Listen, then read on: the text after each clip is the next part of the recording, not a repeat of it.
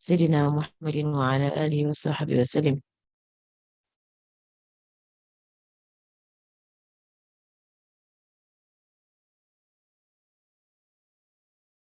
وأين تعلمنا وتعليم وتذكر وتذكير والنفع والاندفاع والإفادة والاستفادة والحث على التمسك بكتاب الله وسنة رسوله صلى الله عليه وآله وصحبه وسلم، ودعاء إلى الهدى ودلالة على الخير ابتغاء وجه الله ومرضاته وقربه وثوابه سبحانه وتعالى، مع لطف وعافية برحمتك يا أرحم الراحمين.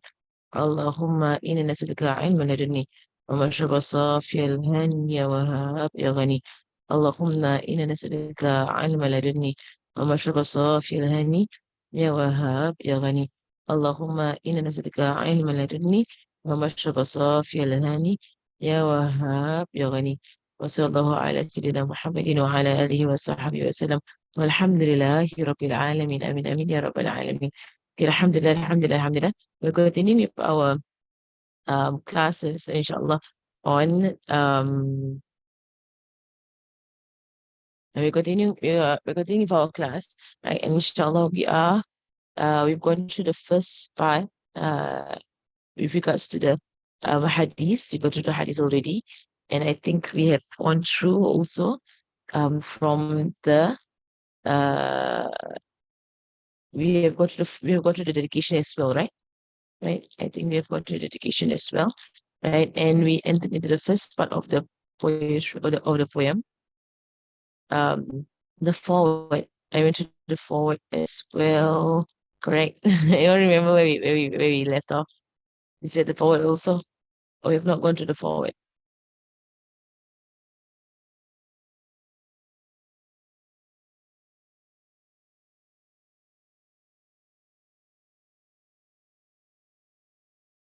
Think nah.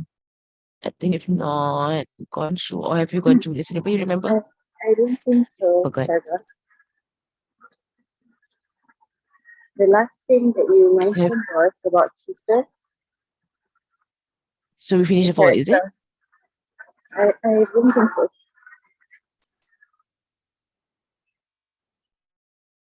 Yes, eh.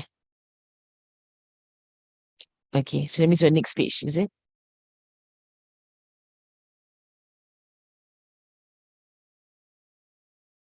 Okay, tamam. Okay, I think we're on the introduction to Qasidas, eh? We're going to the next chapter, tamam. Okay, tamam. Okay, Bismillahirrahmanirrahim. Right, so we're on the introduction to Qasidas. And Qasidas will be known to be religious poems, songs, right? And the culture of Qasida in the Ummah of Rasulullah sallallahu alaihi wasallam. Right. So with regards to Qasida, right, and this is something for us to understand, right? And to also understand this with the ruling of music as well. Right. So in Islam, and of course in the way of human beings, like that music is kind of core, in the culture of many human beings. In fact, almost all cultures will have music as as a we have music as a form of or points of drawing people together, to bring people together, and therefore the scholars, they've seen this to be something, as a very good tool, right? As a very good tool for da'wah. So I'm just going to read through, because it's a lot of what I'm about to say is also in the book as well, right? So Introduction to Qasidas, religious songs and poetry in Islam. The history of poetry and song in human society dates all the way back to the time of ancient civilizations. It's well known.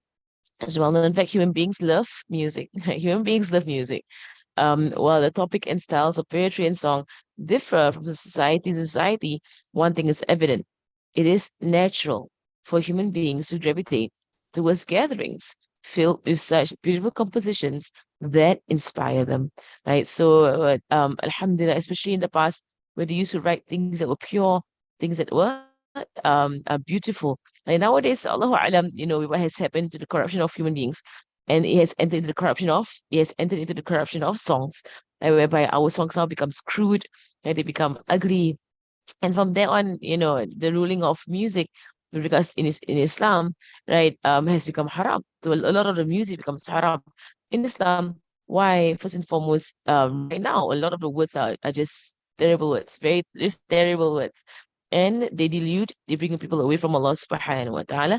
There's a full negativity with regards to music. And I'll just mention this very, yeah, firmly and clearly, that you said the music, the un-Islamic, modern day music, right? It is haram. It is haram because of its delusion and also its aggrandization of what is haram. Right? Therefore, it becomes haram. Right? It exalts the haram. Right? In our zaman, there's a lot of music that is and brings people away from Allah Subhanahu wa Taala. Right? So, mashallah. But our religion has given us any music, right, that is within the parameters of the religion, right? Instruments within what is permissible in the religion, right? And lyrics that inspire people on their love for Allah subhanahu wa ta'ala and their love for Rasulullah sallallahu alaihi wasallam. Should we continue?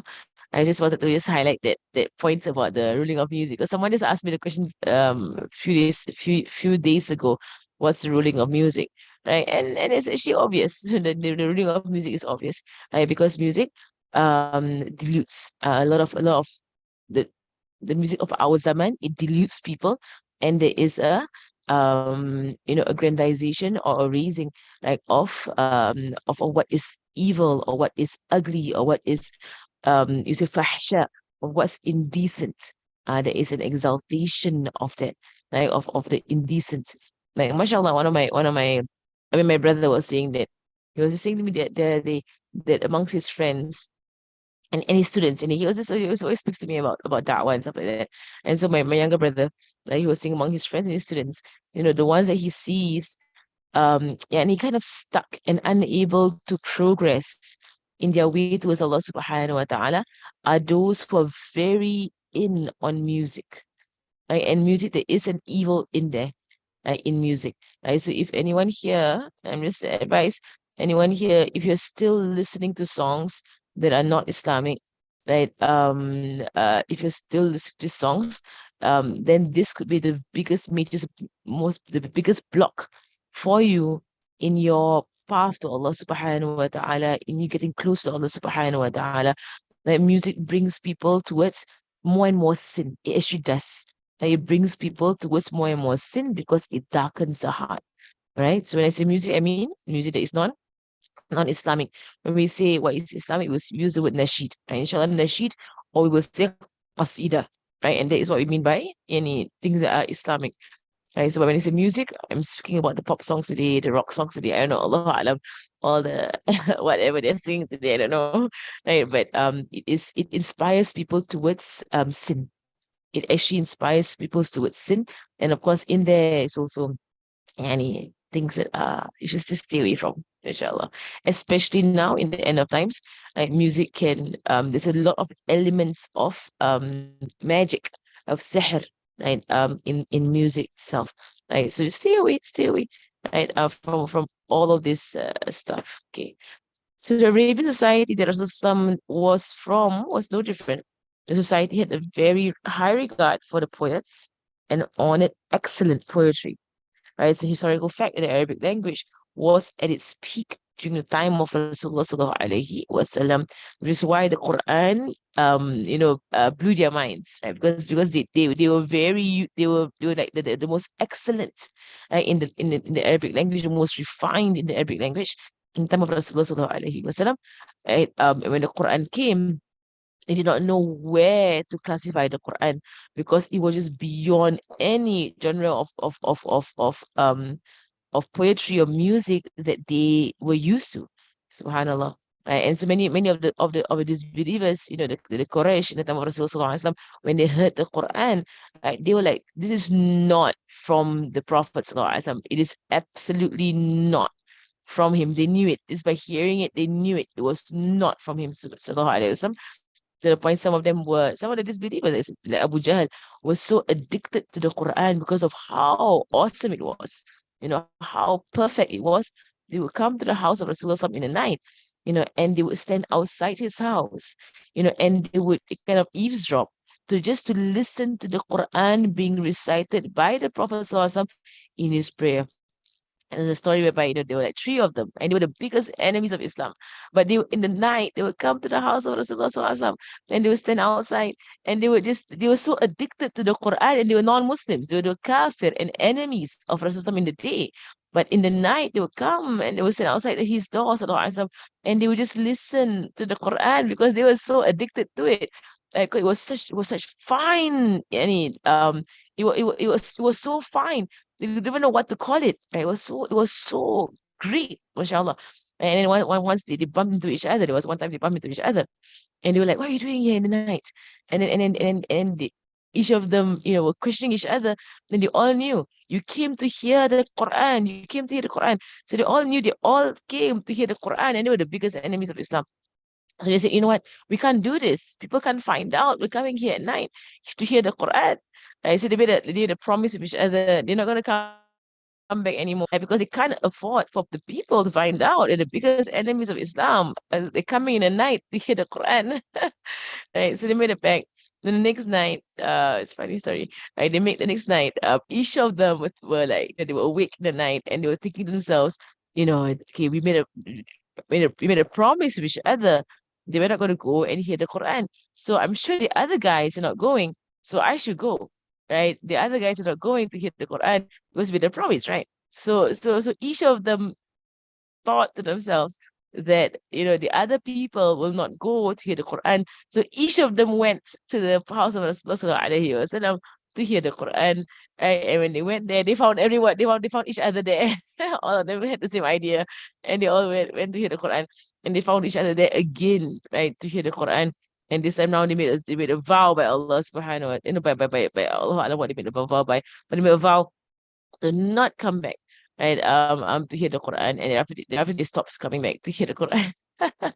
Right. But mashallah, Hafiz Umar, when he tells his story, he will say that these are disbelievers, these are kafir, and these are enemies of Islam. And they will come in the night, right, to hear the Quran. Where are we, O Muslims? Are we waking up in the night to recite our Quran, O Muslims? The kuffar, the enemies of Islam, wake up in the night and go to the house of Rasulullah SAW just to listen, right, to Quran. Ya Allah, Ya Allah. And we're like, sleeping the night and not doing our Quran. Ya Allah, help us. Ya Allah. Right. So, however, when Islam came, right. So the society had a very high regard for poets, right, and honored excellent poetry. Right. It is a historical fact, right, that the Arabic language was at its peak during that time. They used to write down masterpieces and hang them in the Holy Kaaba. However, without the light of guidance, their poetry would center around topics of war, women, and other forms of vanities and pride that plague the society, like our society. Like whatever the society is obsessed with, right? That's what comes out in our songs, right? So in our society, so which is why there is no argument as to modern day songs being haram. There's actually no argument. Just the content of it should tell you it's haram, right? The content of it, I should tell you, obviously it's haram. And what does it talk about? And sometimes, we're horrified that songs that we used to listen to, when we're younger, in schooling days and so on, right? It all speaks about, things between men and women that is just so disgusting. Right? It has no place in our religion at all. At all. And so Muslims should be horrified by such lyrics, right? And move away from them. As if anyone's still listening to music, wala hawla wala quwwata illa billah, right? Take steps, right? If you're still stuck on music, right, take steps. Tell yourself now is al-hijjah, stop it, right? Stop the music. As you move, as you get older, you gotta stop the music. One thing I appreciate about my mother is that she never allowed music in the house when I was growing up. Right. So in our secondary school days, primary school days, in college, right, while all of our friends were all into music, right, my mother never allowed music in our household. So I appreciate her, mashallah, that she put her foot down and she never allowed it. Right? So even though in school you hear it, right, in the home it is not allowed. Subhanallah. Right? So the Arabian society now, so however, with the light of guidance, they were writing about all this kind of stuff, right, to show off. Right? They will use their poems to boast and exaggerate nobility and greatness. However, when Islam came, this culture of boasting, lying, and kindling the flames of war through poetry was condemned and made to stop. Right? In the Quran, Allah spoke against the poets, right? And this is where we understand that it is because of their content, the content of their poetry, but not poetry in and of itself. Right? So in Islam is clear. Right? There are things that are tools, right? And if it's used, this tool is used, mostly for evil or for haram, then like the tool can be condemned in that way. But it's understood that when the tool is used for good, then it's a tool. It's a tool, mashallah. So Allah subhanahu wa ta'ala says in the Quran, والشعراء يتبعهم يتبعهم الغاوون.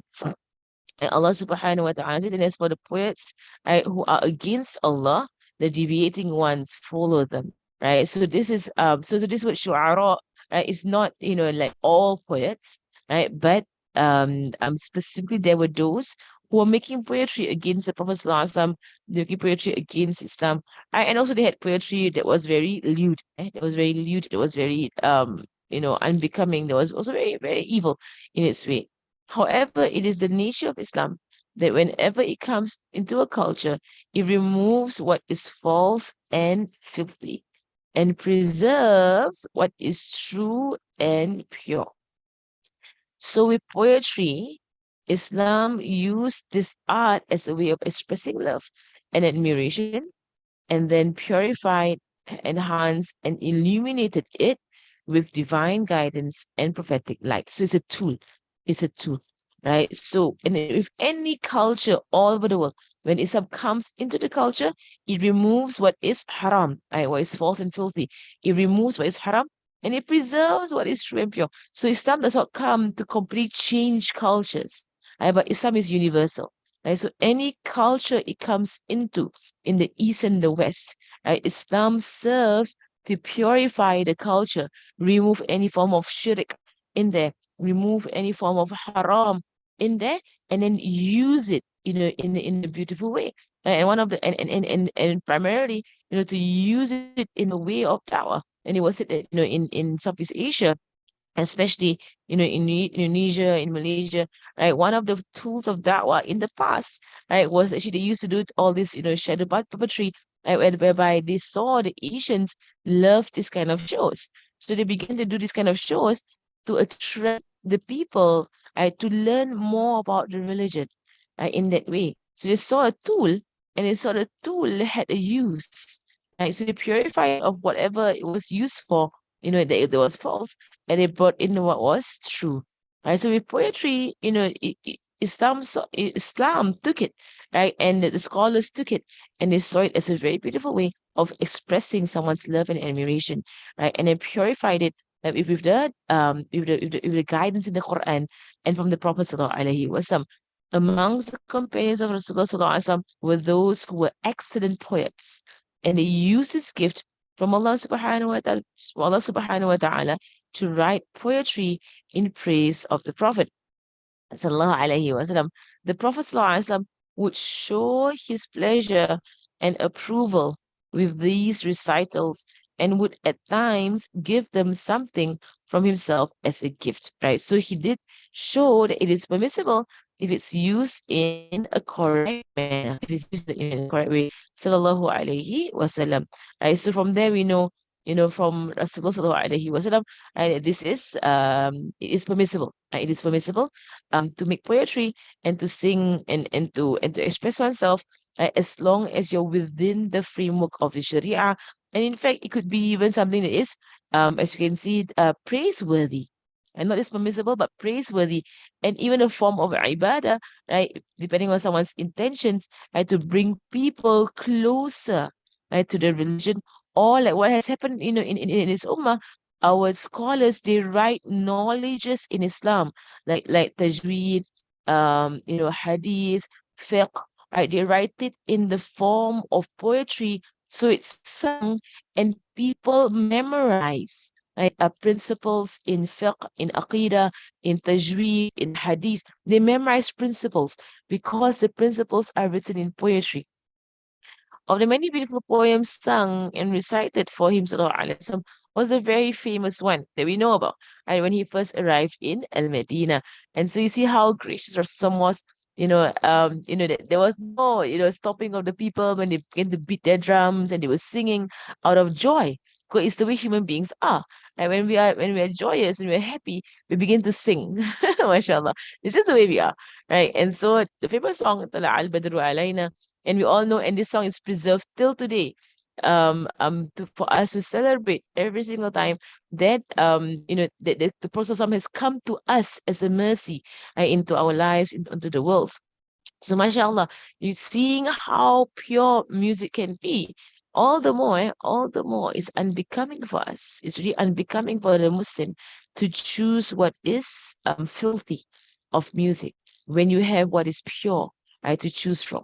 Right? So, and it's like say having, two foods in front of you, and one food is clearly halal and tayyib, right, and it's good, and the other food is haram. Right? Even if you're not so sure what's the ruling of the food, but you have one that is tayyib and pure in front of you. Why would someone choose what is haram when you have when you have food that is pure? Same thing with music. Um, so the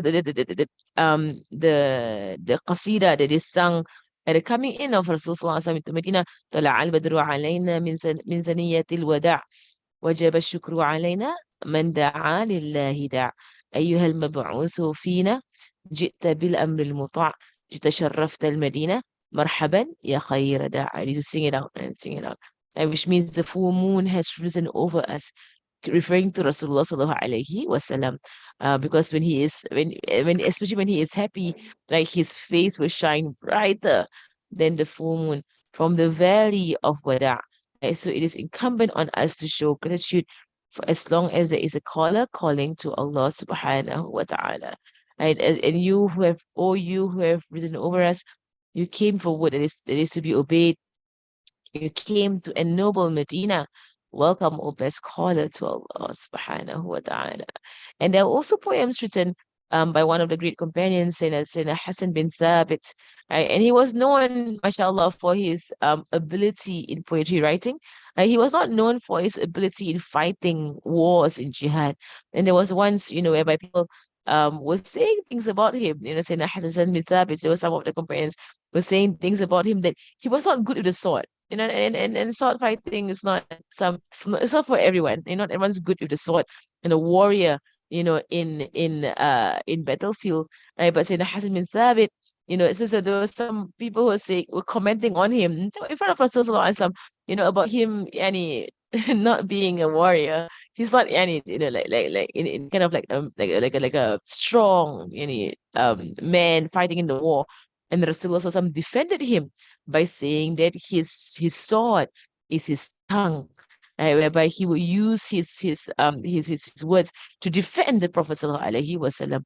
So that what he would say, and these are the very beautiful lines of Sayyidina Hassan bin Thabit, where he said, وَأَحْسَنُ مِنْكَ لَمْ تَرَ قَطُّ عَيْنِي وَأَجْمَلُ مِنْكَ لَمْ تَلِدِ النِّسَاءُ خُلِقْتَ مُبَرَّأً مِنْ كُلِّ عَيْبٍ كَأَنَّكَ قَدْ خُلِقْتَ كَمَا تَشَاءُ. Which means, and better than you, my eye has never seen. He's describing Rasulullah sallallahu alaihi wasallam. Better than you, my eye has never seen. More beautiful than you, women have never born. There's not been a single person in this entire existence more beautiful to be born than Rasulullah sallallahu alaihi wasallam. You were created free of any flaw, as if you were created as you wished. MashaAllah, mashallah. And so one of the poetries of Sayyidina Hassan bin Thabit is preserved right till today. And this was all said in front of the Prophet sallallahu alaihi wasallam. Right. So I mean, mashallah, in our zaman you have people going on to extremes. There are those who say, that music and whatsoever is all permissible, you can all listen to all of it. This on an extreme, that's not true, it's wrong.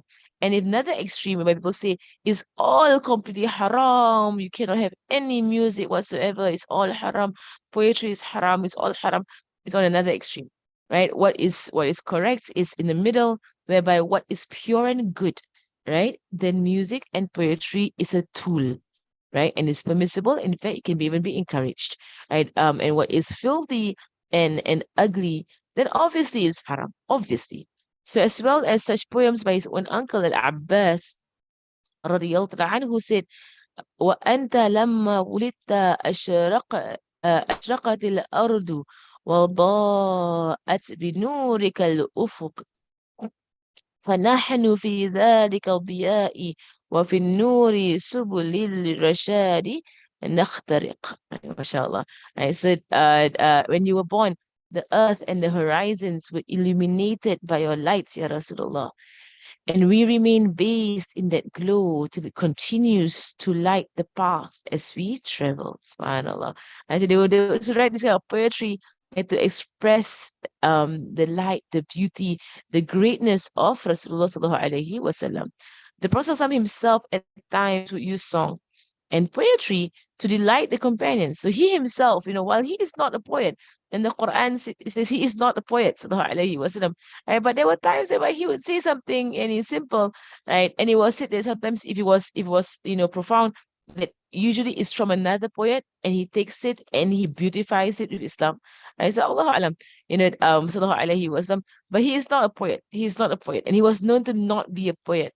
And there was one time he was trying to quote, some poetry to Sayyidina Abu Bakr. Sayyidina Abu Bakr, his family, they are known for knowing poetry.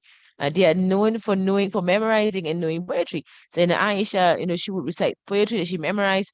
Sayyidina Abu Bakr, he was not, they were very literate people who had memorized poetry. There was once someone was trying to quote some poetry to Sayyidina Abu Bakr, and he kind of like mixed up the words.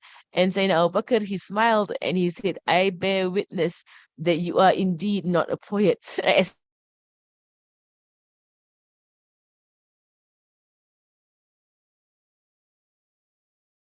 poets, mashallah. And it is a praise unto him, sallallahu alaihi wasallam. It's a praise, and because it shows the miracle of the Quran, right? That he did not in any way compose this, right? He did not at all, mashallah, mashallah. Right. So Rasulullah himself will use song and poetry to that companions to that companions and raise their spirits. One of the very beautiful instances of this was during the Battle of the Trench, when he saw his companions exhausted from working hard for the sake of Allah subhanahu wa ta'ala, and he broke into poetry, song, and he just to bring up their spirits, mashallah. And so as they were working hard, and it was very tiring, and it was a point whereby it was a time whereby they had very little food. So a lot of them were starving, right? And they were digging this trench, and they were hurrying to dig the trench because the enemy was on their way to attack Medina. So he would sing and he would say to dislighten the spirits of is they're in war, they're in war. But just to make things light, he said, Allahumma la aisha illa aishul akhirah faghfir lil ansari wal muhajara. Right. So he would say that, oh Allah, there is no life except the life of the hereafter. So forgive the Ansar and the Muhajirin. And the companions responded beautifully in same tune as Rasulullah sallallahu alaihi wasallam. نحن الذين بايعوا محمدا